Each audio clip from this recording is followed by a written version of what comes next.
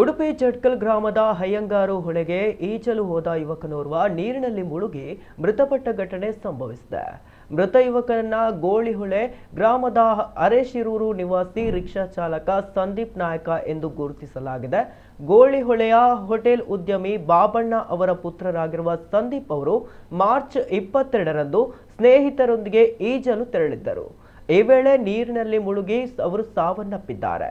ಮೃತರು ಅವಿವಾಹಿತರಾಗಿದ್ದು ತಂದೆ ತಾಯಿ ಇಬ್ಬರು ಸಹೋದರರನ್ನ ಅಗಲಿದ್ದಾರೆ.